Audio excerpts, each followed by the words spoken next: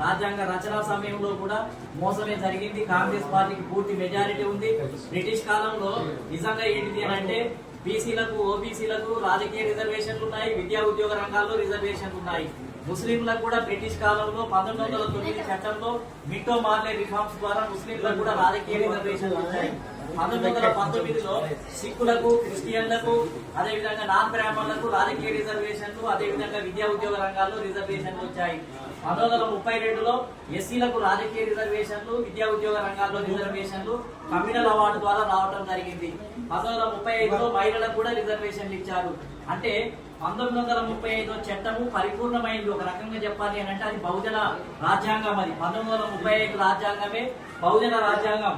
1950లో ఏర్పడినటువంటి రాజ్యాంగంలో ఒక ఎస్సీ ఎస్టీలకు తప్ప మిగిలిన వాళ్ళ మొత్తం ఏంటంటే రిజర్వేషన్లు ముస్లింలు ఇది చేశారు, ఓబీసీలు ఇది చేశారు, క్రిస్టియన్లు ఇది చేశారు, సిక్కులు ఇది చేశారు, మహిళలు కూడా తీసేశారు. మళ్ళా మొదటికే వచ్చింది పోరాటం చేసి సాధించినవన్నీ కొత్త రాజ్యాంగంలో తీసివేయడంతో మళ్ళా ఏంటిది అని అంటే మళ్ళీ మహిళలు రిజర్వేషన్లు కావాలని పోరాటం చేశారు. ఇప్పుడు బీసీలు చేస్తున్నాం, అదే విధంగా క్రిస్టియన్స్ చేస్తున్నారు, సిక్కులు చేస్తున్నారు. కాబట్టి ఏంటిది అని అంటే మళ్ళా మొదటికే వచ్చింది. కాబట్టి కొత్త రాజ్యాంగంలో కాంగ్రెస్ పార్టీ మోసం చేసి ఇన్ని వర్గాలను మోసం చేయడం వల్ల ఇవాళ ఈ కష్టం వచ్చింది. ఇవాళ ఓబీసీలకు ఏంటంటే రాజకీయ బానిసలుగా ఉండాల్సినటువంటి పరిస్థితి ఏర్పడ్డది. నిజంగానే ఓబీసీలో కనుక బ్రిటిష్ వాళ్ళు ఇచ్చినట్టుగా రిజర్వేషన్లు కనుక రాజ్యాంగంలో ఉంటే ఇవాళ సిద్ధేశ్వర్ గారు ఇవాళ అమరణ నిరాదీక్ష చేయాల్సిన అవసరం లేదు. కాశీరామ్ గారు, నారగోల్ లాంటి వాళ్ళు దేశమంతా తిరిగి, రాష్ట్రమంతా తిరిగి ఇవాళ రాజ్యాధికారం మన జన్మ హక్కు, లేదనంటే రాజ్యాధికారం మాస్టర్కి అని మేము ఉద్యమం చేయాల్సినటువంటి అవసరమే లేదు. కాంగ్రెస్ పార్టీని మొదటి ఎనిమి 1950 నుంచి ఇప్పటి వరకు ఓబీసీలకు నెంబర్ 1 ఎనిమి అని అంటే కాంగ్రెస్ పార్టీనే. కాళేశ్వర్ కమిషన్ బుట్ట దాఖలు చేసింది, మండల్ కమిషన్ బుట్ట దాఖలు చేసింది, ఇక్కడ మురళీధర్ రావు కమిషన్ బుట్ట దాఖలు చేసింది. ఏ వర్గానికి కూడా ఏంటిది అని అంటే సభ్యకృతం చేయలేదు. బాబాసాహెబ్ అంబేద్కర్ కూడా ముక్కు తిప్పలు పెట్టింది. సపరేట్ ఎలక్టరేట్ కావాలని బాబాసాహెబ్ అంబేద్కర్ అడిగితే దాన్ని ఇవ్వకుండా ఓన్లీ రిజర్వేషన్ల వరకు పరిమితం చేసింది. బాబాసాహెబ్ అంబేద్కర్ కూడా రాజ్యాంగ సభలో ఏమీ సంతోషంగా లేడు. మనం అనుకున్నట్టుగా కొంతమంది చాలా హ్యాపీగా ఉన్నట్టుగా మాట్లాడుతున్నారు. చాలా ఇబ్బందికి గురయ్యాడతో అతని చరిత్ర జరిగితే. కాబట్టి ఇవాళ ఏంటిది అని అంటే ఎస్సీలకు కూడా సపరేట్ ఎలక్టరేట్ కావాలి. నిజంగా రాజ్యాధికారం రావాలి అని అంటే సపరేట్ ఎలక్టరేటే కావాలి.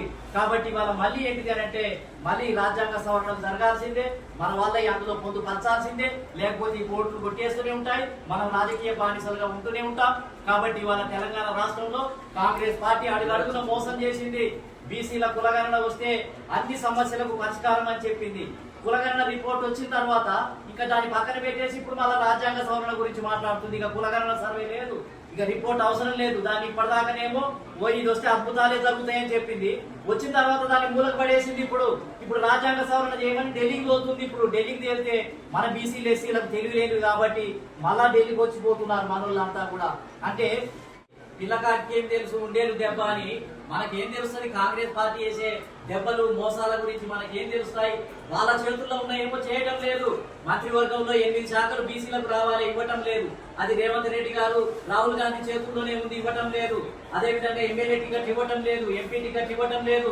అదేవిధంగా బీసీ సప్లాన్ పెట్టడం లేదు, నామినేటెడ్ పదవులు ఇవ్వటం లేదు, స్కాలర్షిప్ ఇవ్వటం లేదు, అదేవిధంగా బడ్జెట్ ఇవ్వటం లేదు, కార్పొరేషన్లకు బడ్జెట్ లేదు.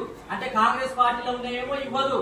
కాంగ్రెస్ పార్టీ చేతుల్లో లేని మోడీ చేయాల్సిందేమో ఇక మోడీ చేస్తలేడు కాబట్టి మీరు ఆయన గద్దె దిగాలని చెప్తుంది. ఆ కాంగ్రెస్ పార్టీ చేయకపోతే గద్దె దిగాలని చెప్పడం లేదు. రేవంత్ రెడ్డి వచ్చి ఇక్కడికి వచ్చి మోడీ గద్దె దిగాలి అని అంటున్నాడు. మోడీ సంగతి చూద్దాం. ఇలా జాతీయ స్థాయిలో జనగణన జరగాల్సిన అవసరం ఉంది. అది జరగకపోతే మోడీని గద్దె దించాల్సిందే.